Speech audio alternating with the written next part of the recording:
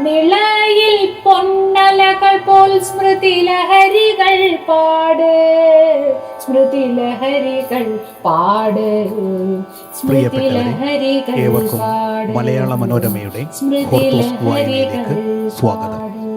ചർച്ച സാഹിത്യത്തിൽ തന്നെ നിലനിർത്താൻ വേണ്ടിയിട്ട് ഞാൻ നേരെ ജോയ് മാത്യു സാറിലേക്ക് കടക്കാം. അപ്പോൾ ജോയ് മാത്യു സാറ് വിവിധങ്ങളായിട്ടുള്ള പുസ്തകങ്ങൾ എഴുതിയിട്ടുണ്ട്, കഥ എഴുതിയിട്ടുണ്ട്, കവിത എഴുതിയിട്ടുണ്ട്, അതുപോലെ തിരക്കഥകൾ എഴുതിയിട്ടുണ്ട്. അപ്പോൾ ഒരു ഇൻ്റർവ്യൂവിൽ പറയുന്നത് ഞാൻ കേട്ടിട്ടുണ്ട്, ആരും കാണാത്ത കോഴിക്കോട് ഞാൻ ഒരുപാട് കണ്ടിട്ടുണ്ട് എന്ന് പറഞ്ഞിട്ടുണ്ട്. രാത്രിയിലെ അഭിസാരികളുടെ കോഴിക്കോട്, അല്ലെങ്കിൽ കളവിൻ്റെ, നന്മയുടെ, തിന്മയുടെ കോഴിക്കോട്, സത്യത്തിൻ്റെ, നേർമയുടെ കോഴിക്കോട്, പിന്നെ കോഴിക്കോട് ബീച്ചിൽ കാറ്റുകൊള്ളാൻ പോകുന്ന ബീച്ചിൻ്റെ തണുപ്പിനെ കുറിച്ചൊക്കെ പറഞ്ഞിട്ടുണ്ട്. അപ്പോൾ നമ്മൾ ജനിച്ചു വളർന്നൊരു നാട് ഒരു വ്യക്തി എന്ന നിലയിൽ നമ്മൾ ഒരുപാട് രീതിയിൽ സ്വാധീനിക്കും. അപ്പോൾ ഒരു എഴുത്തുകാരൻ എന്ന രീതിയിലും വ്യക്തി എന്ന രീതിയിലും കോഴിക്കോട് എത്രമാത്രം ജീവിതത്തിൽ ഉൾച്ചേർന്നിട്ടുണ്ട്? എല്ലാവർക്കും നമസ്കാരം. എൻ്റെ മാഷ് ഇവിടെ അടുത്തിരിക്കുന്നതുകൊണ്ട് കോഴിക്കോട് എത്രമാത്രം ഉൾച്ചേർന്നിട്ടുണ്ടെന്നുള്ളത് പറയാത്തിരി ബുദ്ധിമുട്ടുണ്ട്. പക്ഷെ മാഷെ ഞാൻ ഒരിക്കലും അങ്ങനെ ഒരു സോക്കോൾഡ് മാഷ് എന്നുള്ള രീതിയിൽ കണ്ടിട്ടില്ല. എൻ്റെ നല്ലൊരു സുഹൃത്ത്, ഞാൻ ചിലപ്പോഴും ഉപദേശങ്ങൾ ചോദിക്കുന്ന എക്കാലത്തെയും എൻ്റെ അധ്യാപകൻ. കോളേജ് പഠിപ്പിക്കുക മാത്രമല്ല, അത് കഴിഞ്ഞിട്ടും ഞാൻ എൻ്റെ സംശയങ്ങൾ തീർക്കാനും ഒക്കെ മാഷ് വിളിക്കും. അപ്പോൾ ഈ നല്ലൊരു സുഹൃത്ത് ബന്ധത്തിൽ ഉള്ള ഒരു ആ റിലേഷനാണ് ഞാൻ അധ്യാപക ശിഷ്യ ബന്ധത്തെ കാണുന്നത്. കാരശ്ശേരി മാഷ് മാത്രമല്ല, എന്നെ പഠിപ്പിച്ച പല അധ്യാപകരെയും ഞാൻ എൻ്റെ ഇടവേളകളിൽ പോയി കാണാറുണ്ട്. ഇപ്പം സഹസാരുട്ടി മാഷ് എന്നൊരു മാഷുണ്ടായിരുന്നു, മാഷക്കറിയാം, എന്നെ പഠിപ്പിച്ച. അപ്പോൾ പഠിപ്പിക്കുന്ന കാലത്ത് ഞങ്ങളുടെ പേര് ഇടയ്ക്ക് ശണ്ടകളുണ്ടാവും, അങ്ങനെയൊക്കെ കുറേ കാര്യങ്ങളുണ്ട്. അപ്പോൾ മാഷ് ഞാൻ തിരുവനന്തപുരത്തിരിക്കപ്പോൾ അടുത്ത് പോയി കണ്ടു. പല ലൊക്കേഷനുകളിൽ പോകുമ്പോൾ എനിക്ക് സമയം കിട്ടും പോയി കാണും. അപ്പോൾ മാഷിനോട് ചായക്ക് തന്നു, മാമ്പഴം മുറിച്ച് തന്നു, വളരെ സന്തോഷമായി. ഞാൻ എഴുതിയൊരു പുസ്തകമൊക്കെ കൊടുത്തു. പോകാൻ നേരം തന്നെ വിളിച്ചിട്ട് ഒരു സൈഡിലേക്ക് വിളിച്ചിട്ട് പറഞ്ഞു, നിന്നോടൊരു കാര്യം പറയാണ്ട്, ഞാനെൻ്റെ ഫ്രണ്ടുണ്ട് നമ്മളെ മാതൃഭൂമിയിൽ നൗഷാദും, എനിക്ക് വാക്ക് തരണം. ഞാൻ ദൈവമേ, വാക്ക് തരാമെന്ന് പറഞ്ഞാൽ ഇത് തലേ മറ്റോ ചോദിച്ചാലോ, അങ്ങനെ എന്തെങ്കിലും എടുത്ത് കൊടുക്കാൻ പറ്റുമോ? വരം ചോദിക്കും. ഞാൻ മാഷെ അത് ഞാൻ ആലോചിച്ചിട്ട് പറയാം, അല്ല ഇത് നിനക്ക് തരാൻ പറ്റിയ കാര്യം, വാക്ക് തരാൻ പറ്റിയ കാര്യമാണ്. അപ്പോൾ ഞാൻ ചോദിച്ചു, എന്നാ മാഷി എന്താ പറയണം, നീ ഇൻ്റർവ്യൂ ഒക്കെ കൊടുക്കുമ്പോൾ മദ്യപിക്കരുത്. ഞാൻ പറഞ്ഞു, ഞാൻ അങ്ങനെ അല്ലല്ല, എനിക്ക് മനസ്സിലാവും. നീ ആ മനോരമയുടെ ഒരു പ്രോഗ്രാമാണ്, ന്യൂസ് കോൺക്ലേവ് അങ്ങനതാണ്. അപ്പോൾ ഞാനുണ്ട്, ഒരു സഹപ്രവർത്തനമുണ്ട്, ഒരു എൻജോയ്മെൻറ്റിൻ്റെ ഭാഗമായിട്ട്. അത് പക്ഷേ നീ ഇനി ആവർത്തിക്കരുത്. അപ്പോൾ എന്താ വെച്ചാൽ നിനക്ക് കൂടുതൽ വികാര വിക്ഷോഭങ്ങൾ വരും, കൺട്രോൾ കിട്ടില്ല. അന്നേ മാഷിക്ക് വാക്ക് കൊടുത്തു, പിന്നെ ഞാൻ അത് പാലിക്കുകയും ചെയ്തു. അങ്ങനെ നമ്മളെ ഗൈഡ് ചെയ്യാനും നമ്മളെ സ്നേഹിക്കാനും ഉള്ള അധ്യാപകരുള്ളതൊക്കെയാണ് എൻ്റെയൊക്കെ ഒരു വലിയ ഗുരുത്വം ഞാൻ പറയുന്നത്. അപ്പോൾ മാഷ് കയ്യിൽ നിന്ന് പൈസ വാങ്ങിയിട്ടാണ് ഞാൻ കോളേജ് ചേർന്നത് തന്നെ. അത് മാഷിക്ക് ഞാൻ പറഞ്ഞപ്പോഴാണ് ഓർമ്മ വന്നത്. കോളേജ് പഠിക്കാൻ വേണ്ടി ഗുരുവായൂരപ്പൻ കോളേജിൽ നിന്ന് അഡ്മിഷൻ കിട്ടുന്നില്ല കണ്ടപ്പോൾ ആർട്സ് കോളേജിൽ ചേർന്ന് പഠിക്കാൻ തീരുമാനിച്ചു. അപ്പോൾ ഞാൻ 2-3 കോളേജുകളിൽ അപേക്ഷിച്ചിരുന്നു. അപ്പോൾ ആർട്സിൽ നിന്ന് എനിക്ക് കാർഡ് വന്നു ആദ്യം. അപ്പോൾ ഞാൻ നാടകത്തിൽ അഭിനയിച്ചുകൊണ്ടിരിക്കുന്ന കാലമാണ്. മധു മാസ്റ്റർ എന്ന് പറഞ്ഞിട്ട് കോഴിക്കോട് എല്ലാവർക്കും സുപരിചിതനായ ഒരാളാണ് മധു മാസ്റ്റർ. മലയാള നാടകവേദിയിൽ ഒരു 3-ാം ധാര എന്നൊക്കെ പറയുന്ന ഒരു നാടക സമ്പ്രദായം, രാഷ്ട്രീയ നാടകത്തിന് ഒരു പ്രാധാന്യം കൊടുത്തിട്ടുള്ള നാടകങ്ങൾ. അപ്പോൾ ഞാൻ കോളേജ് പഠിക്കുന്ന കാലമാണ്. അപ്പോൾ ഡിഗ്രി കഴിഞ്ഞ ഉടനെ ഞാൻ പ്രധാന വേഷം ചെയ്യുന്നുണ്ട്, അമ്മ നാടകം അതിൽ. അപ്പോൾ ഈ നാടകത്തിൻ്റെ പോകുമ്പോൾ ഞാൻ മാഷോട് പറഞ്ഞു, മാഷേ നാളെയാണ് ആർട്സ് കോളേജ് ഇൻ്റർവ്യൂ, ഇന്നിപ്പം ആലപ്പുഴയിൽ നമ്മൾ തിരിച്ച് അവിടെ എത്തും, അത് നമുക്ക് രാവിലെ അവിടെ എത്താം. അപ്പോൾ മാഷിക്ക് ഞങ്ങൾക്കൊക്കെ ഉള്ള ഒരു അരാജകത്വത്തിൻ്റെ ഒരു വലിയ അസുഖമുണ്ട്. അത് ഇപ്പോഴും കുറച്ച് ഇപ്പോഴും ബാക്കിയുണ്ട്. എങ്കിലും ഈ അരാജകത്വം ഇല്ലാതെ കൊണ്ടുവരുന്നാൽ നമുക്ക് ജോലി ജീവിക്കാൻ പറ്റില്ല, ഡിസിപ്ലിൻ ഉണ്ടാവില്ല. അതുകൊണ്ട് ഞാൻ കട്ട് ചെയ്തതാണ്. അല്ലെങ്കിൽ എനിക്ക് വലിയ ഇഷ്ടമാണ് അരാജകത്വമൊക്കെ. അങ്ങനെ മാഷ് പറഞ്ഞു, നമുക്ക് രാവിലെ അവിടെ എത്താമെന്ന് പറഞ്ഞു. നാടക വണ്ടി രാവിലെ ആർട്സ് കോളേജിന് മുമ്പിലെത്തുന്നു. ഞാൻ മാഷേക്കർ ഇതിലേക്ക് വരാൻ വേണ്ടി പറയുന്ന കേട്ടോ. ഞാൻ നേരെ മാഷ് പറയുന്നു, മധുമാഷ് പറഞ്ഞു, ഇറങ്ങി നമുക്ക് മൊഹീദ്ദീനെ കാണാമെന്ന് പറഞ്ഞു. അന്ന് മാഷ് മൊഹീദ്ദീൻ എന്നാണ് വിളിക്കുക. കാരശ്ശേരി ആയിട്ടില്ല, കാരശ്ശേരി പിന്നെ ആക്കിയെടുത്തതാണ്. ആ സ്ഥലം മുഴുവൻ മൂപ്പര് അങ്ങനെ ഒറ്റയ്ക്ക് എടുത്തു, കാരശ്ശേരി എന്നുള്ളത്. അപ്പോൾ മൊയ്തീനെ കാണാമെന്ന് പറഞ്ഞു. മാഷ് വളരെ കൂളായിട്ട് പോകുന്നു. അപ്പോൾ ഡിപ്പാർട്ട്മെൻറ്റിൽ പോയി മാഷ് കാണുന്നു, അതിനെ പരിചയപ്പെടുത്തുന്നു. മാഷിനെ ഒന്നും ശ്രദ്ധിച്ചിട്ടൊന്നുമില്ല. ശരി, എന്താ കാര്യം എന്ന് പറഞ്ഞപ്പോൾ പിന്നെ ഇൻ്റർവ്യൂസെ സമയം കഴിയും തോന്നുന്നു. മാഷ് കൂടെ വന്ന് നൗഷാദ് എന്ന് പറഞ്ഞിട്ട് അവിടെ ഒരു ക്ലർക്കൽ സ്റ്റാഫുണ്ട്, അയാളോട് പറഞ്ഞ് എൻ്റെ കാർഡ് എടുപ്പിക്കുന്നു. ഇൻ്റർവ്യൂ ഒന്നും വിചാരിച്ചു അച്യുത മാഷെന്ന് തോന്നുന്നു പ്രിൻസിപ്പൾ. അന്നത്തെ ഇൻ്റർവ്യൂ കഴിഞ്ഞു ഫീസ് അടയ്ക്കണം എന്ന് പറഞ്ഞപ്പോൾ നോക്കുമ്പോൾ ഫീസ് അന്ന് 156 200 രൂപ വേണം. മാഷെടുത്ത് എൻ്റെ അടുത്തും കൂടെ ആകെ 50 റുപ്യ 60 റുപ്യ ഇട്ടുള്ളൂ. ഇനിയിപ്പോൾ എന്ത് ഈ പൈസ ഇല്ലെങ്കിൽ അന്ന് തന്നെ അടയ്ക്കണം ഫീസ്. ഞാൻ മൊയ്തീനുണ്ടാവും എന്ന് പറഞ്ഞു. അപ്പോൾ വീണ്ടും മൊയ്തീനെ കാണാൻ പോകുന്നു. മാഷ് ക്ലാസ് എടുത്തോണ്ടിരിക്കുക. അവിടെ പോയിട്ട് വധുഭാഷ വിളിക്കുന്നു. ഒരു 100 റുപ്യ ഉണ്ടാകും അങ്ങനെ കോളേജിലാക്കാണ്. അങ്ങനെ മാഷെടുത്ത് നിന്ന് പൈസ വാങ്ങിയിട്ടാണ് അന്ന് ഞാൻ ചേരുന്നത്. അങ്ങനെ ഇതൊക്കെ തന്നെ ഇതിലൊക്കെ ഞാൻ അടിസ്ഥാനം വരുന്നത് കോഴിക്കോടാണ്. ഇത് മറ്റൊരു രാജ്യത്തും സംഭവിക്കാത്ത കാര്യങ്ങളതൊക്കെ. അതായത് നമുക്കെപ്പോഴും നമ്മളെ എവിടെ പോയാലും നമ്മളെ തിരിച്ചു വിളിക്കുന്നൊരു വലിയൊരു എലമെൻറ്റ് കോഴിക്കോടുണ്ടെന്ന് എനിക്ക് തോന്നിയിട്ടുണ്ട്. അപ്പോൾ ഞാൻ ജനിച്ച് വളർന്നത് കോഴിക്കോടാണ്. പലരും സിനിമാക്കാരൊക്കെ പലരും എൻ്റെ സുഹൃത്തുക്കളൊക്കെ ചോദിക്കും ഞാൻ കോട്ടയമാണ് കുന്നംകുളമാണെന്നൊക്കെ ആയിരിക്കും. അവിടെയൊക്കെ കുന്നംകുളത്തൊക്കെ എനിക്ക് പേരുകളുണ്ട്, അമ്മ വീടൊക്കെ അവിടെയാണ്. പക്ഷേ കോഴിക്കോട് ജനിച്ച് വളർന്നതുകൊണ്ടും കോഴിക്കോട്ടെ സൗഹൃദങ്ങളും ഒക്കെ തന്നെ എനിക്ക് വേറൊരു സ്ഥലത്തും കിട്ടിയിട്ടില്ല. ഞാൻ പല സ്ഥലങ്ങളിൽ ജീവിച്ചു നോക്കി. എറണാകുളത്ത് കുറേ ഇപ്പോഴും ജീവിക്കുന്നുണ്ട്. എറണാകുളത്തുണ്ടായിരുന്നു, ബോംബെയിലുണ്ടായിരുന്നു, ഡൽഹിയിലുണ്ടായിരുന്നു, ദുബായിലുണ്ടായിരുന്നു. അപ്പോഴൊക്കെ തന്നെ ഒരു ദിവസം കിട്ടിയാൽ തിരിച്ച് കോഴിക്കോട്ടേക്ക് വരുന്നത്. ആദ്യം ഞാൻ വിചാരിച്ചു അമ്മ അവിടെ ഉള്ളതുകൊണ്ടാണ് ഞാൻ ഓടി അമ്മയെ കാണാൻ വരുന്നത്. പക്ഷേ അമ്മ മരിച്ചു കഴിഞ്ഞിട്ടും എനിക്ക് ഇവിടേക്ക് തന്നെ വരാൻ തോന്നുന്നു. അപ്പോൾ പലപ്പോഴും ഒരു ദിവസത്തേക്കൊക്കെ ആയിട്ടിരിക്കും വരിക. എൻ്റെ ഭാര്യ എപ്പോഴും പറയും നമുക്ക് എറണാകുളത്ത് സെറ്റിൽ ചെയ്യുക, കുട്ടികളൊക്കെ ആ ഭാഗത്തൊക്കെ അല്ലേ, നിങ്ങൾ എന്തിനാണ് അവിടെ കോഴിക്കോടിനും കെട്ടിപ്പിടിച്ചിരിക്കുന്നത് എന്തിനാണ്. പക്ഷെ ഇവിടെ വന്നു കഴിഞ്ഞാലുള്ള ഒരു എനർജി അത് നമുക്ക് അത് പറഞ്ഞറിയിക്കാൻ പറ്റില്ല. കാരണം അതിൽ പറഞ്ഞ മാഷ് പറഞ്ഞ എല്ലാ ഘടകങ്ങളുണ്ട്. നന്മയുടെ, സത്യത്തിൻ്റെ, പിന്നെ ദാൻപൂരിമയുടെ, എല്ലാത്തിനും ധിക്കാരത്തിൻ്റെ ഒക്കെ ഉണ്ട്. അതൊക്കെ കൂടെ ചേർന്നിട്ടുള്ള ഒരു സമ്മിശ്രമായിട്ടുള്ളൊരു സിറ്റുവേഷനാണ് കോഴിക്കോട് തരുന്നത്. അപ്പോൾ അങ്ങനെ എന്താണെന്ന് ചോദിച്ചപ്പോൾ ചോദ്യം മറന്നുപോയി. ഇല്ല, കോഴിക്കോടിനെ കുറിച്ചുള്ള അനുഭവങ്ങൾ തന്നെയാണ് ചോദിച്ചത്. അതെ അതെ. അപ്പോൾ അതാണ്. അപ്പോൾ അങ്ങനെ ഞാൻ സ്കൂൾ പഠിക്കുമ്പോൾ തന്നെ അതെ അതെ ഞാനിങ്ങനെ പലതിലേക്ക് പോയി കോഴിക്കോട് ജനിച്ചു വളർന്നു. മലയാള മനോരമയുടെ ബാലജനസഖ്യം എന്നൊക്കെ പറഞ്ഞൊരു ഏർപ്പാട് ഇപ്പോഴുണ്ടല്ലോ, അത് ഇപ്പോഴും തോന്നുന്നു. അതിൻ്റെ ഒരു യൂണിറ്റിൻ്റെ ഞങ്ങളുടെ വീട്ടിലായിരുന്നു ഒരു യൂണിറ്റ്. അതായത് അന്ന് ഇവർ വരിക്കാരെ ചേർക്കുന്നതിൻ്റെ ഒരു തരിയുടെ പരിപാടിയാണ് ബാലജനസഖ്യം. കുട്ടികൾ ഇതിലേക്ക് ആകർഷിക്കുക. കുട്ടികളെ ആകർഷിക്കുന്നതോടുകൂടെ വീട്ടിൽ പത്രം വന്നല്ലോ. അത് നമുക്ക് പിന്നീട് മനസ്സിലായതൊക്കെ. അപ്പോൾ ഇതൊക്കെ ഒരു ബിസിനസ്സിൻ്റെ ഭാഗമാണ്. പിന്നെ നേതൃത്വ ക്യാമ്പ് അത് KSUക്കാർ ഉണ്ടാക്കിയെടുക്കാൻ വേണ്ടിയിട്ട് ഉണ്ടാക്കിയിട്ടുള്ള സംഭവം. അപ്പോൾ ഇതൊക്കെ കോഴിക്കോട് ചിലവാകും. അങ്ങനെ ഞങ്ങളുടെ വീട്ടിലായിരുന്നു ബാലജനസഖ്യം, കുട്ടികൾക്ക് കലാവാസനകൾ പ്രകടിപ്പിക്കാനുള്ള വേദി. നല്ല തന്നെ നല്ല മിടുക്കന്മാരും മിടുക്കികളൊക്കെ ഉണ്ടായിരുന്നു. അങ്ങനെ ബാലജനസഖ്യത്തിന് എന്ത് പേരിടുമെന്ന് പറഞ്ഞപ്പോൾ അന്നത്തെ ഞങ്ങളുടെ പള്ളിയിലുള്ള ഒരു NT ജോൺ എന്ന് പറയും, അദ്ദേഹമാണ് മനോരമയുടെ അന്നത്തെ അന്ന് ജേക്കബ് സാറൊക്കെ ആയിരുന്നു, മറ്റേ തോമസ് ജേക്കബ് സാറൊക്കെ ആയിരുന്നു ഇവിടുത്തെ ആൾക്കാർ.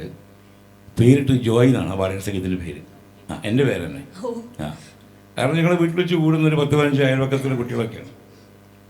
അങ്ങനെ ഈ കോഴിക്കോട്ടെ കലാപ്രവർത്തനങ്ങളും നാടകവും അങ്ങനെയാണ് കോഴിക്കോട് ബന്ധങ്ങൾ മാറ്റി നിർത്താൻ പറ്റാത്ത രീതിയിലുള്ള ബന്ധങ്ങൾ. അതുകൊണ്ടാണ് രാത്രി സഞ്ചാരങ്ങളും ഒരുപാട് സഫർ സർക്കീറ്റുകളും SK പൊറ്റക്കാരൻ്റെ സഫർ സർക്കീറ്റുമായി ഞങ്ങൾക്ക് പല കമ്പനികളുടെ അന്നൊക്കെ രാത്രി നഗരം ഉറങ്ങാറില്ല. നമ്മുടെ സാഗർ ഹോട്ടലിൻ്റെ പരിസരം ഇന്നത്തെ തിരക്കൊന്നുമില്ല എങ്കിൽ പോലും അതൊക്കെ ഭയങ്കര ലൈവാണ്. പാളയം. അപ്പോൾ രാത്രി 2 മണി 3 മണി വരെയൊക്കെ നഗരത്തിലൂടെ നടക്കുന്ന കുറേ ഗ്യാങ്ങുകളുണ്ട്. വെറുതെ ചുമ്മാ നമ്മളൊക്കെ നടക്കും. അങ്ങനെ കുറേ ആൾക്കാരെ ഞങ്ങളിങ്ങനെ പരിചയപ്പെട്ടിട്ടുണ്ട്. അതിൽ പലതും കാണാം, പലതും അനുഭവിക്കാം. പലയിടാകൂടങ്ങളിലും പോയി ചാടാം. ബേപ്പൂരിലെ നാടക പാഠശാലയുടെ കലികുള നാടകമൊക്കെ കളിക്കുന്ന സമയത്ത് ബേപ്പൂരിലുള്ള ബസ് സർവീസ് സിറ്റിയിലേക്കുള്ളത് 10 മണിക്ക് കഴിയും. നാടകം മാഷേണ്ട നാടകം അത്. അപ്പോഴത്തെ പ്രശസ്ത സംഗീത സംവിധായകൻ രമേശ് നാരായണനാണ് ആദ്യം സംഗീതം കൊടുത്തത്. അപ്പോൾ നാടകമൊക്കെ കഴിഞ്ഞ് രാത്രി 11 മണിക്കൊക്കെ ബേപ്പൂരിൽ നിന്ന് മലാപ്പുറം വരെ നടന്നിട്ടൊക്കെ നമ്മളൊന്ന് പോയിരുന്നത്. അപ്പം അതൊക്കെ ഒരു ഉല്ലാസകരമായ യാത്രകളാണ്. ചില ആൾക്കാർ ഓട്ടോറിക്ഷയിലൊക്കെ ഫ്രീ ആയിട്ട് കൊണ്ടുപോകും, ചില അറിയുന്നവർ കാറിൽ കയറ്റാതിരിക്കും. ഇതൊക്കെ ഉണ്ട്. പിന്നെ നമ്മൾ പിന്തുടരുന്ന അപരിചിതരുണ്ടാവും. അതായത് കള്ളന്മാരായിരിക്കാം. ഒരു ദിവസം ഞാൻ പേടിച്ചൊക്കെ പോയിട്ടുണ്ട്. ഞാനും അയാൾ മാത്രമേ ഉള്ളൂ. ഒരു സ്ട്രേഞ്ചർ തിരിഞ്ഞു നോക്കിയപ്പോൾ അയാളെ കണ്ടു. കുറച്ച് നടന്നു, പിന്നെയും തിരിഞ്ഞു നോക്കി അയാളെ കാണാനില്ല. അയാൾ പോസ്റ്റിൻ്റെ മറവിലോ മറ്റോ വിളിച്ചിട്ടുണ്ടാവും. പിന്നെ കുറച്ച് പിന്നെ അയാൾ ഇങ്ങനെ ആകെ ടെൻഷൻ അടിപ്പിച്ചത് ദിവസങ്ങളൊക്കെ ഉണ്ട്. അങ്ങനെ കോഴിക്കോട് ജീവിതത്തിൽ നിന്ന് പറിച്ച് അതുകൊണ്ട് പ്രയത്നം ഞാൻ കണ്ടിട്ടുണ്ട്. അത് വേറെ. പിന്നെ ഞാൻ എഴുതാത് എഴുതിയാൽ എന്തെങ്കിലും കിട്ടും, ഇത് പറഞ്ഞാൽ ഒന്നും കിട്ടൂല. ഈ ഷാർജ ബുക്ക് ഫെസ്റ്റിൽ 4 പുസ്തകങ്ങൾ ഒരുമിച്ച് പ്രസിദ്ധീകരിക്കേണ്ടായി ഒരു സമയം. അപ്പം അതിലൊക്കെ കോഴിക്കോടിൻ്റെ അംശമുണ്ട്. അപ്പം എങ്ങനെ പറയുകയാണെങ്കിൽ സാഹിത്യത്തിലോട്ട് വന്നതിലൊക്കെ തീർച്ചയായിട്ടും. കാരണം കോഴിക്കോട് ഇരുന്നിട്ട് ഞാൻ എന്തും എഴുതിയിട്ടൊക്കെ ഉള്ളൂ. മാത്രമല്ല എല്ലാത്തിലും ഉണ്ടാവും കോഴിക്കോട്. അത് നമ്മുടെ ഒരു രക്തത്തിൽ കലർന്നു പോയതാണ്. മാറ്റി നിർത്തിയിട്ട് നമുക്ക് പറ്റില്ല. അത് ഞാൻ ആ പുസ്തകത്തിൽ കവിതാ പുസ്തകത്തിന് 500 രൂപ വിലയിട്ടൊരു കാര്യം ഉണ്ടായി. അതിനെക്കുറിച്ച് ഞാൻ വരാം. അപ്പോൾ മാഷിലോട്ട് തന്നെ തിരിച്ചു വരാണ്. ഇപ്പോൾ ഞാൻ അത്യാവശ്യം വായിക്കുന്ന ഒരാളാണ്. അപ്പോൾ ഞാൻ വായിക്കുന്ന സമയത്ത് എൻ്റെ അടുത്ത് എല്ലാവരും ചോദിച്ചിട്ടുണ്ട്, ഇങ്ങനെ ബോറടിക്കലിരുന്ന് വായിക്കുന്ന സമയത്ത് എങ്ങനെയാണ് ഇതിലെന്ത് സന്തോഷമാണ് കിട്ടുന്നതെന്ന് ചോദിച്ചിട്ടുണ്ട്. അന്ന് എനിക്കതിന് മറുപടി പറയാൻ അറിയില്ലായിരുന്നു. പക്ഷേ ഇന്ന് ഞാൻ തിരിഞ്ഞു നോക്കുമ്പോൾ ഞാൻ മനസ്സിലാക്കുന്നത് വളരെ അൺഹാപ്പി ആയിട്ടുള്ള ഒരു ചൈൽഡ്ഹുഡ് ആയിരുന്നു എനിക്കുണ്ടായത്. അതേപോലെ കോളേജുകളിലൊക്കെ വളരെ ഒരു ഒറ്റപ്പെട്ട ഒരു അവസ്ഥ എനിക്ക് എപ്പോഴും ഉണ്ടായിരുന്നു. അപ്പോൾ ഞാൻ അനുഭവിച്ചിട്ടുള്ള ആ ഒരു അൺഹാപ്പിനെസ് അല്ലെങ്കിൽ എൻ്റെ ഒരു ഏകാന്തതയൊക്കെയാണ് എന്നെ ഒരു വായനക്കാരി ആക്കിയതെന്നാണ് ഞാൻ മനസ്സിലാക്കുന്നത്. അപ്പോൾ ഇന്നിപ്പം ഇത്രയും കാലം ഇല്ലാത്ത വിധം ബുക്ക് ഫെസ്റ്റുകൾ അല്ലെങ്കിൽ സാഹിത്യോത്സവങ്ങൾ നമ്മൾ നടത്തുന്നുണ്ട്. എങ്കിലും എന്തിനു വായിക്കണം എന്ന് ചോദിക്കുന്ന ഒരുപാട് പേര് നമുക്കിടയിലുണ്ട്. അപ്പം വായന ഒരു പുതിയ തലമുറയിൽ എന്തൊക്കെ മാറ്റങ്ങൾ കൊണ്ടുവരും, അല്ലെങ്കിൽ നമ്മുടെ ചിന്തകളെ വായനയ്ക്ക് എത്രമാത്രം നവീകരിക്കാൻ പറ്റും എന്നാണ് തോന്നുന്നത്? ഈ വായന എന്നുള്ള വാക്ക് മലയാളമാണെന്നാണ് ആളുകളുടെ ധാരണ. വായ അനക്കുന്നതായിട്ട് എന്തോ ബന്ധമുണ്ട് എന്ന് തോന്നുന്നു. വായ അനക്കാതെ വായിക്കണം. ഞങ്ങൾ 2ാം ക്ലാസ്സിൽ അബ്ദുറഹ്മാൻകുട്ടി മാഷ് മൗനവായന എങ്ങനെയാണ് ഞങ്ങളെ പരിശീലിപ്പിച്ചത്. പക്ഷെ നമ്മൾ ഓർക്കേണ്ട കാര്യം, വാദനം എന്നുള്ള സംസ്കൃത വാക്കാണിത്. അപ്പോൾ നിങ്ങൾക്ക് വേഗം അറിയാം, തബല വായിക്കുക എന്നാണ് പറയുക അല്ലേ? തബല കൊട്ടുക എന്ന് പറഞ്ഞാൽ തബലയെ പറ്റി ആ പറഞ്ഞാൽ ഒന്നും അറിയാമെന്ന് ഏതാണ്ട് വ്യക്തമാണ്. ഇപ്പോൾ ചെണ്ട വാദനം, അപ്പോൾ വാദനമാണിത്. ഇപ്പോൾ നിമ്ന പറഞ്ഞ മാതിരി തന്നെ കുട്ടിക്കാലത്തും ഇന്നും ആരോഗ്യം വളരെ കുറഞ്ഞ ഒരാളാണ് ഞാൻ. അതുകൊണ്ട് എന്നെ കുട്ടികളാരും കളിക്കാൻ കൂട്ടൂല. അപ്പോൾ എനിക്ക് വേറൊന്നും അറിഞ്ഞൂടാ. എനിക്കാണെങ്കിൽ വായിക്കാൻ വലിയ കമ്പമാണ്. അങ്ങനെ പല സാഹചര്യങ്ങളാണ്. അപ്പോൾ വായന എത്ര പ്രധാനമാണ് എന്ന് എനിക്കിപ്പോൾ ഒരു ഇസ്ലാമിക് ഹിസ്റ്ററിയിലെ ഒരു കഥ ഓർമ്മ വരിക. 2 കൂട്ടർ തമ്മിൽ ഭയങ്കര യുദ്ധം നടക്കുകയാണ്. അപ്പോൾ വൈകുന്നേരമായ പിന്നെ ഇന്നത്തെ മാതിരി തീയും വിളിച്ചു ഒന്നുമില്ലല്ലോ. സൂര്യൻ അസ്തമിച്ചാൽ മിക്കവാറും അന്നത്തെ യുദ്ധം കഴിയും. 18 അശ്വഹൂണിപ്പട 18 ദിവസം നടക്കുന്നുണ്ട് മഹാഭാരതത്തിൽ. സൂര്യൻ അസ്തമിച്ചാൽ പിന്നെ യുദ്ധമില്ല, അതൊന്നും കാണില്ല. അപ്പോൾ ഇവരുടെ ഇടയ്ക്കൊരു പ്രശ്നം വന്നു. ഒരാളൊരു കവിത ചൊല്ലി. കവിത ചൊല്ലിയപ്പോൾ അതിൻ്റെ ബാക്കി വേറൊരാൾ ചൊല്ലി. അപ്പോൾ സന്തോഷമായി. പക്ഷെ അത് ആരെഴുതുന്നുള്ള തർക്കമായി. ഏത് എഴുത്തുകാരൻ്റെ കവിതയാണത്, ഏത് പുസ്തകത്തിലെയാണ് എന്നൊക്കെ തർക്കമായി. ഇവർ തമ്മിൽ ഭയങ്കര തർക്കമായി. ഒരു രക്ഷയില്ല. ഇവരെ ക്യാമ്പിൽ ആർക്കും ഇത് തീർക്കാൻ പറ്റത്തില്ല. അപ്പോൾ ഇതിന് ഒരുത്തൻ പറഞ്ഞു, നമ്മുടെ മറുപക്ഷത്ത് നമ്മുടെ യുദ്ധം ചെയ്യുന്ന കക്ഷികൾ അവരോട് ചോദിച്ചാൽ അതിൻ്റെ അർത്ഥം കിട്ടും. കാരണം അവർ അറിവുകളാണ്. അപ്പോൾ എന്താ ഉണ്ടായെന്നറിയോ? ആ ചർച്ചയ്ക്ക് വേണ്ടി പിറ്റേന്ന് യുദ്ധം മാറ്റി വെച്ചു. എന്നിട്ട് രാവിലെ ചെന്നിട്ട് അതിരിച്ചെന്ന് ചോദിച്ചു, ഇന്ന കവിത ബാക്കി അറിയാമോ? അറിയാം. ഒരാൾ പാടി. അത് ഏത് കവിതയിലാണ്? ഇന്ന കവിതയിലാണ്. അത് പുസ്തകം ഏതാ? ഇന്നതാ പുസ്തകം. ആരാണ് എഴുതിയത്? ഇന്ന ആളാണ് എഴുതിയത്. സമാധാനമായി. പിന്നെ യുദ്ധ പുസ്തകം വായിച്ചിട്ട്. അപ്പം ഞാൻ ആലോചിക്കും, ദൈവമേ, ആ യുദ്ധം വേണ്ട എന്ന് വെക്കാൻ ആ ആളെ കൊണ്ട് പറ്റിയില്ലല്ലോ. ആലോചിച്ചു നോക്കും. അല്ല, ഞാനിപ്പോൾ അമ്പരക്കുന്ന കാര്യം നിങ്ങളറിയോ? ഗാന്ധിയുടെ കയ്യിലും ഗോഡ്സെയുടെ കയ്യിലും ഒരു പുസ്തകം ഉണ്ടായിരുന്നത്. അതിൻ്റെ പേര് ഭഗവത്ഗീത. 700 ശ്ലോകം, ലളിത സംസ്കൃതം. പല വരി നിങ്ങൾ കേട്ടിട്ടുണ്ടാവും, ചിലത് കേട്ടിട്ടുണ്ടാവില്ല. അപ്പോൾ ഇങ്ങനെ ഈ 2 ആളെ ലോക ചരിത്രത്തിൽ വേറെ ഉദാഹരണം ഉണ്ടാവുമെന്ന് എനിക്ക് അറിഞ്ഞൂടാ. വായന എന്ന് പറയുമ്പോൾ ഞാൻ ഇപ്പോൾ പത്രപ്രവർത്തകരുണ്ടാവും ഇത് കൂട്ടത്തിൽ. അവർ അഭിമാനപൂർവ്വം ഓർക്കും ഗാന്ധി ഒരു പത്രപ്രവർത്തകനായിരുന്നു. അവർ അവമാനപൂർവ്വം ഓർക്കേണ്ട ഒരു കാര്യമാണ് ഗോഡ്സെയും ഒരു പത്രപ്രവർത്തകനായിരുന്നു. ഗോഡ്സെ ചെറിയ ആളല്ല, പണ്ഡിതനാണ്, എഴുത്തുകാരനാണ്. ഹിന്ദുരാഷ്ട്ര പത്രത്തിൻ്റെ പത്രാധിപരാണ് അദ്ദേഹം. പിന്നെ കോർട്ടിൽ കൊടുക്കുന്ന മുറിയിലിരുന്ന് ഇംഗ്ലീഷിലാണ് എഴുതിയ പുസ്തകമായിട്ട് വന്നിട്ടുണ്ട്, വൈ ഐ അസാസിനേറ്റഡ് ഗാന്ധി. ആ പുസ്തകത്തിലെ വലിയൊരു തമാശ ഞാൻ കണ്ടത്, അതിൽ ഒരു സ്ഥലത്തും ഗാന്ധി എന്നില്ല, എല്ലായിടത്തും ഗാന്ധിജി എന്നേ ഉള്ളൂ. ഗോഡ്സെ എഴുതിയപ്പോൾ ഏതെങ്കിലും ഒരു സ്ഥലത്ത് ഗാന്ധി എന്നുണ്ടോ, അല്ലെ എല്ലാം ഗാന്ധിജി. അപ്പോൾ വായന എങ്ങനെയാണ് സ്വാധീനിക്കുന്നത് എന്നുള്ളത് നിങ്ങൾ ആരാന്നുള്ളതിനനുസരിച്ച് മാറും. ഇതാണ് ഞാൻ പറയുന്നത്. ഒരേ പുസ്തകം 40 കൊല്ലം മെനക്കെട്ടിട്ടാണ് ഗാന്ധി അദ്ദേഹത്തിൻ്റെ പ്രസിദ്ധമായ അനാസക്തി യോഗം എന്നുള്ള ഗീതാവ്യാഖ്യാനം എഴുതിയത്. 40 കൊല്ലം. ഗാന്ധിക്ക് 3 ഭാഷ അറിയാം. മാതൃഭാഷ ഗുജറാത്തി, ഇംഗ്ലണ്ടിൽ പോയി തന്നെ പഠിച്ച ഇംഗ്ലീഷ്, പിന്നെ അദ്ദേഹം പെരുമാറിയ ഭാഷ ഹിന്ദി. ഈ 3 ഭാഷയിലും ഗാന്ധി എഴുതും, വായിക്കും, കത്തെഴുതും, എല്ലാ പണിയും ചെയ്യും. ആ കൂട്ടത്തിൽ വരുന്ന ഭാഷയല്ല സംസ്കൃതം. സംസ്കൃതത്തിന് കുറച്ച് അറിയാം. അപ്പോൾ വളരെ വിഷമിച്ചിട്ടാണ് ഗാന്ധി അനാസക്തി യോഗം എഴുതുന്നത്. അപ്പോൾ ആ പുസ്തകം വായിച്ചിട്ട് ഹിംസയാണ് ലോകത്തിലെ ഏറ്റവും വലിയ ശരി എന്ന് ബുദ്ധിമാനായ ഗോഡ്സേക്കും, അഹിംസയാണ് ലോകത്തിലെ ഏറ്റവും വലിയ ശരി എന്ന് ഒരുപക്ഷെ അത്രയൊന്നും ബുദ്ധിമാനല്ലാത്ത ഗാന്ധിക്കും മനസ്സിലാക്കി കൊടുത്ത ഒരു പുസ്തകമാണ്. അപ്പോൾ നിങ്ങൾ പുസ്തകം വായിക്കുന്നു, പുസ്തകം നിങ്ങളെ വായിക്കുന്നു, പുസ്തകം നിങ്ങളെ വായിക്കുന്നു. വലിയ പ്രശ്നം. ഇപ്പം വായിച്ചിട്ടിപ്പം നമ്മളൊരു നോവൽ വായിച്ചു, ഒരു കവിത വായിച്ചു, ഒരു നാടകം വായിച്ചു, അല്ലെങ്കിൽ നാടകങ്ങൾ, ഇതൊക്കെ നമ്മുടെ ഉള്ളിലെ സംസ്കാരം എന്നൊരു സാധനമുണ്ട്. ആ സംസ്കാരക്കാർ പറയും പ്രതിഭ 2 തരത്തിലുണ്ട്. എന്താ പ്രതിഭ ഒന്ന് എഴുതുന്ന ആളുടെ പ്രതിഭ, അതിനെയാണ് അവർ കാരയിത്രി പ്രതിഭ എന്ന് പറയുക. കാരയിത്രി, ചെയ്യുന്ന പ്രതിഭ. വേറെ ഒന്നുണ്ട് ഭാവയിത്രി പ്രതിഭ. ഭാവയിത്രി എന്ന് പറഞ്ഞാൽ ആസ്വാദകൻ്റെ പ്രതിഭ. അപ്പം സഹൃദയം എന്നൊരു വാക്കുണ്ട് സംസ്കൃതത്തിൽ, നമ്മുടെ നാട്ടിൽ ധാരാളം ഉപയോഗിക്കും. കേൾക്കുമ്പോൾ തിരിവരും. ആ വാക്കിൻ്റെ അർത്ഥം അറിയാതെയാണ് മിക്ക ആളും ഉപയോഗിക്കുന്നത്. ഇവിടെ പ്രസംഗം തുടങ്ങുന്നതിന് സഹൃദയരായ നാട്ടുകാർ, നല്ല ഹൃദയമുള്ളതാണ് എൻ്റെ അർത്ഥം. അങ്ങനെയല്ല എൻ്റെ അർത്ഥം. നല്ല ഹൃദയമുള്ളവൻ നല്ല സഹൃദയ, കവിയോട് സമാനമായ ഹൃദയം ആർക്കുണ്ടോ അവനാണ് സഹൃദയൻ.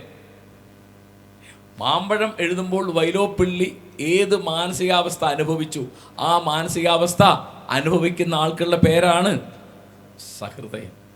ഇപ്പം സഹൃദയന്മാർ കുറവാന്ന് മനസ്സിലായില്ലേ? വളരെ കുറവാ. സംസ്കൃതത്തിൽ പറയും 2 3 കവികൾ, 2 3 കാവ്യന്മാർ, 2 3 കവികൾ. ദിത്രായവ കവയ ദിത്രാണി ഏവ കാവ്യാനി. 2 3 കവികളേ ഉള്ളൂ, 2 3 കാവ്യങ്ങളേ ഉള്ളൂ. ഞാൻ വേറെ ഒരു ഇപ്പോൾ വായനയെപ്പറ്റി പറഞ്ഞപ്പോൾ ഓർമ്മ വരുന്ന തമാശ പറയാം.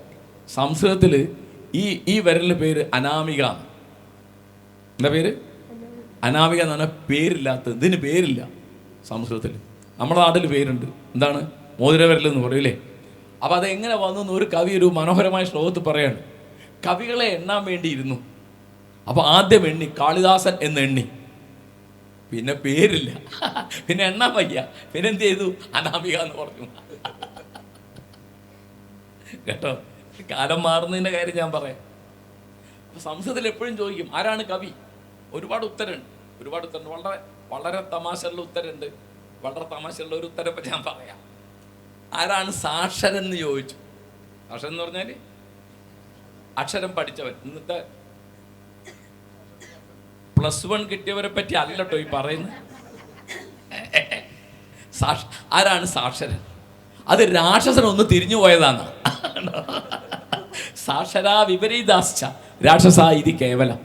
സാക്ഷരനൊന്ന് തിരിഞ്ഞു പോയാൽ കേവലം രാക്ഷസനായി പോകും. അപ്പോൾ നമ്മൾ പഠിച്ചവർക്കാണോ പഠിക്കാത്തവർക്കാണോ സംസ്കാരം ഉണ്ടാവുക? പുസ്തകം വായിക്കുന്നവർക്കാണോ വായിക്കാത്തവർക്കാണോ സംസ്കാരം ഉണ്ടാവുക?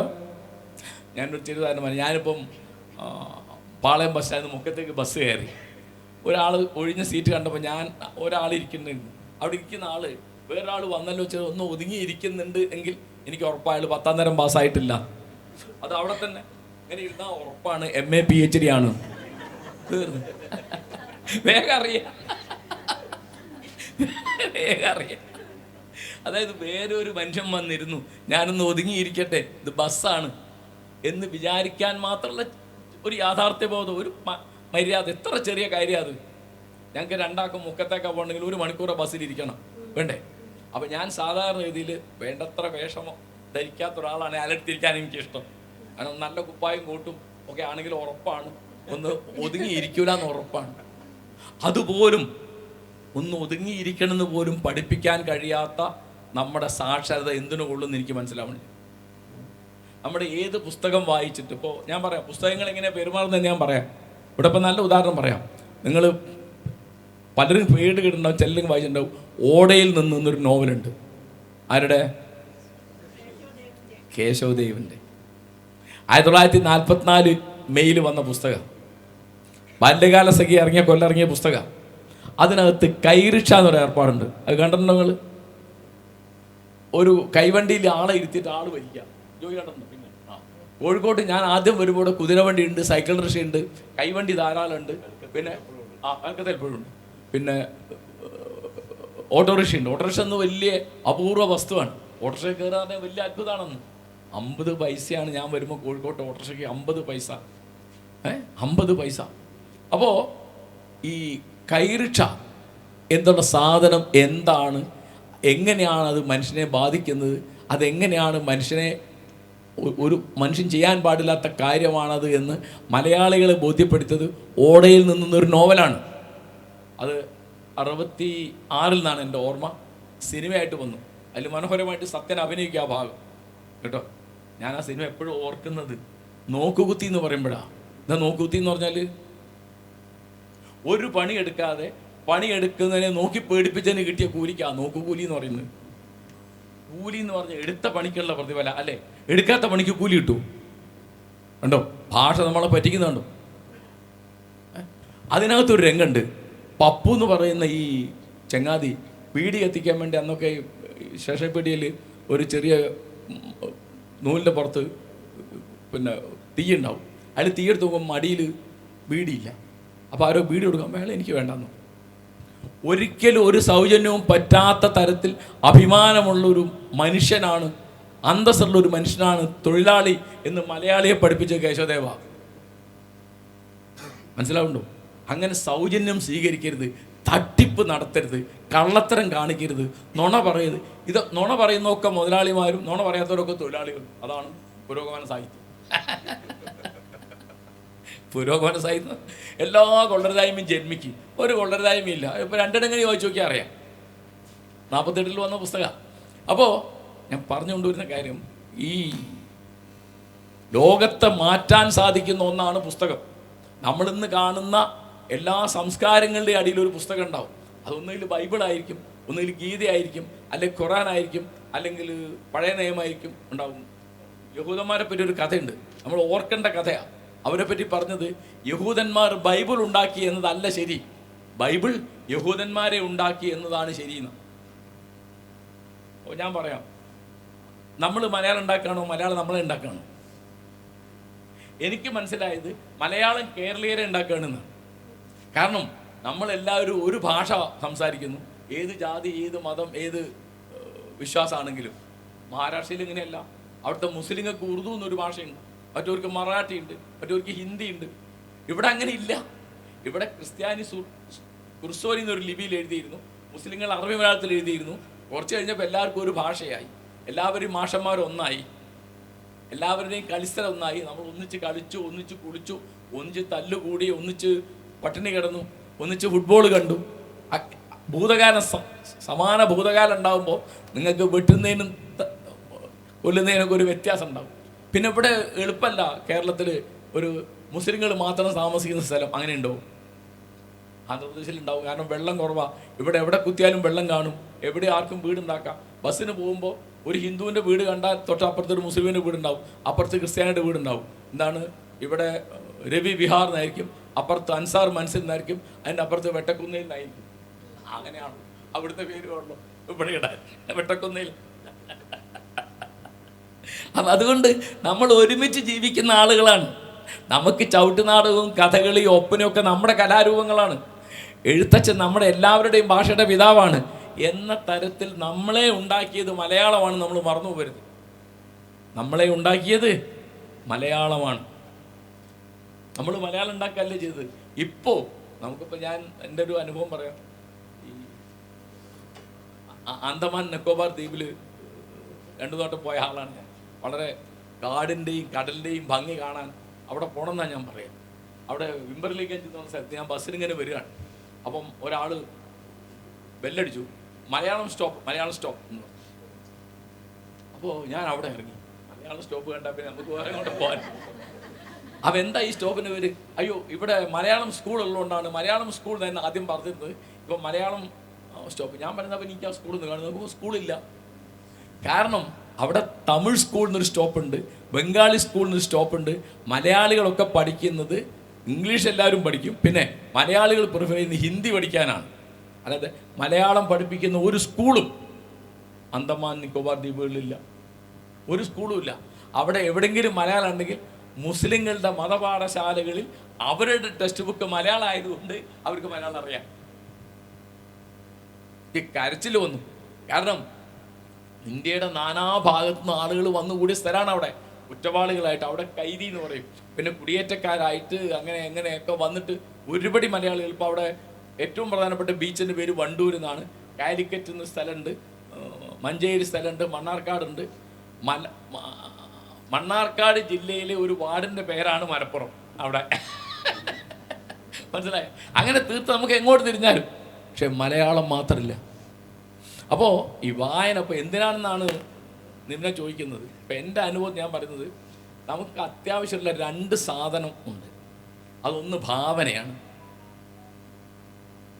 കാളിദാസൻ്റെ ഭാവന, അല്ലെങ്കിൽ അക്കിത്തത്തിൻ്റെ ഭാവന, അല്ലെങ്കിൽ ശങ്കരക്കുറുപ്പിൻ്റെ, എഴുത്തച്ഛൻ്റെ, നമ്പ്യാരുടെ ഭാവന നമുക്കില്ല. പക്ഷെ എന്നാലും നമുക്ക് നമ്മുടെ ചുരുങ്ങിയ ആൾ, ഇപ്പോൾ മുഹമ്മദ് അലി ക്ലേ ഇങ്ങനെ നിന്നിട്ട് ഇങ്ങനെ ഇടിച്ചാൽ 200 പൗണ്ട് തൂക്കമുള്ള ഒരു ഉണ്ട 20 വാര ദൂരെ പോയി വീഴുന്ന ഞാൻ വായിച്ചിട്ടുണ്ട്. മുഹമ്മദ് അലി ക്ലേ മരിച്ചുപോയി. നമ്മളെ കേരളത്തിൻ്റെ വലിയ ആളായിരുന്നു നമ്മുടെ E.P. ജയരാജൻ പറഞ്ഞ സാക്ഷാൽ Cassius Clay, Muhammad Ali Clay. അയാളുണ്ട് വെച്ചാൽ നമ്മൾ ജീവിക്കുന്നില്ലേ? ഒരു മനുഷ്യന് സാധ്യമായ ശക്തി അമ്പരന്ന് പോവും. അപ്പോൾ അമ്മമാര് വർത്തനാണ് മോമലി. അപ്പോൾ നമുക്ക് ഭാവന വേണം. ഞാൻ ഒരു ഉദാഹരണം പറയാം. നമ്മൾ രാമായണം വായിക്കുന്നു. അപ്പോൾ പലരും വായിച്ച് കഴിച്ചിട്ടുണ്ടാവും അധ്യാത്മ രാമായണം. അതിൽ രാവണന് 10 തലയുണ്ട്. അപ്പോൾ നമുക്ക് സങ്കല്പിക്കാം അല്ലേ? അത്ര എളുപ്പമല്ല. അപ്പോൾ മാപ്പിള രാമായണം എന്നൊരു തമാശകൃതിയുണ്ട്. അതിൽ പറയുന്നൊരു വരി ആകുമ്പോൾ പറയാം, രാവണൻ 10 താടി വടിപ്പിക്കുന്ന നേരത്ത്. അപ്പോഴാണ് എനിക്ക് ആയവന പോയത്. ഷേവ് ചെയ്യാൻ കുത്താൻ വലിയ ബുദ്ധിമുട്ടാണ് രാവണനാവുന്നത്. കണ്ടോ, ഭാവന വർക്ക് ചെയ്യുന്നുണ്ടോ? രാവണൻ 10 താടി വടിപ്പിക്കുന്ന നേരത്ത്. ഓ, ഒരു താടി പഠിക്കാൻ തന്നെ ബുദ്ധിമുട്ടാണ്. താൻ ഈ ഉഷാന്താടിയാക്കി വെച്ചത്. എനിക്കാണെങ്കിൽ 10 താടി പഠിക്കും. അപ്പോൾ 20 കൈയുണ്ട്, 10 വായുണ്ട്. അപ്പോൾ ഇങ്ങനെ സങ്കല്പം ഭാവനയിൽ ഇങ്ങനെ. ഇതുപോലെ ഇപ്പോൾ നമ്മൾ ഹനുമാൻ എന്ന് പറഞ്ഞു, സീത എന്ന് പറഞ്ഞു, ഒക്കെ നമ്മൾ സങ്കല്പത്തിൽ ഉണ്ടാക്കുകയാണ്. നമ്മുടെ സങ്കല്പം കൊണ്ട് സൃഷ്ടിക്കുകയാണ്. വള്ളത്തോൾ പറയും, വായനക്കാർക്ക് ഇഷ്ടമാണെങ്കിൽ സങ്കല്പ വായു വിമാനത്തിൽ കയറി സഞ്ചരിക്കാം നമുക്ക് അല്പം എന്നാണ്. അപ്പോൾ അങ്ങനെ നമ്മുടെ മനുഷ്യന് ആവശ്യമുള്ളപ്പം മറ്റിപ്പോൾ കൊതുകിനോ പശുവിനോ ചിന്തയുണ്ടോ ഭാവനയുണ്ടോ നമുക്ക് അറിഞ്ഞൂടാ. സോക്രട്ടീസ് ചോദിക്കുന്നുണ്ട്, നായക്ക് ഫിലോസഫി ഉണ്ടോ? ഞാൻ ആദ്യം സോക്രട്ടീസ് മഹാപണ്ഡിതൻ ഒരു തമാശ പറഞ്ഞാന്ന് വിചാരിച്ചത്. അദ്ദേഹം പറയാണ്, എങ്ങനെയാണ് നിങ്ങൾ നായക്ക് ഫിലോസഫി ഇല്ല എന്ന് പറയാം? കാരണം എന്താ ഫിലോസഫി? നിങ്ങൾ ചില കാര്യങ്ങൾ മനസ്സിലാക്കി, ചിലത് ദ്രോഹമാണെന്ന് മനസ്സിലാക്കി, ചിലത് ദ്രോഹമല്ല എന്ന് മനസ്സിലാക്കി. ദ്രോഹമാണെന്ന് മനസ്സിലാക്കിയതിനെ പറ്റി നിങ്ങൾ പിൻവാങ്ങി, ദ്രോഹമല്ല എന്ന് നിങ്ങൾ ചെയ്തു. ഇതാണല്ലോ ഫിലോസഫി. ഇത് പട്ടിക്കറിയാം. കാരണം യജമാനൻ്റെ സുഹൃത്ത് ആരാണ്? അയാളെ നേരെ കുരയ്ക്കൂല. അറിയാത്ത ആൾ വരുമ്പോൾ കുരയ്ക്കും. അപ്പോൾ അവൻ പഠിക്കുന്നുണ്ട്, പഠിച്ചതനുസരിച്ച് പെരുമാറുന്നുണ്ട്. അതുകൊണ്ട് നായക്ക് ഫിലോസഫി ഇല്ല എന്ന് നിങ്ങൾ പറഞ്ഞു കളയരുതെന്ന് പാശ്ചാത്യ തത്വചിന്തയുടെ പിതാവ് എന്ന് ചരിത്രം പറയുന്ന സോക്രട്ടീസ് പറയുന്നുണ്ട്. എന്ന് അദ്ദേഹം ഒന്നും എഴുതിയിട്ടില്ല കേട്ടോ. ആണ് വായിക്കാനിരിക്കുന്ന വായനക്കാരാൾ ഓർക്കേണ്ട കാര്യം, സോക്രട്ടീസ് യാതൊന്നും എഴുതിയിട്ടില്ല. അദ്ദേഹം സംസാരിച്ചത് മഹാഭാഗ്യം കൊണ്ട് 79ാമത്തെ വയസ്സിൽ, ഗാന്ധി മരിക്കുന്ന കൊല്ലത്തിൽ സോക്രട്ടീസ് മരിച്ചു പോകും.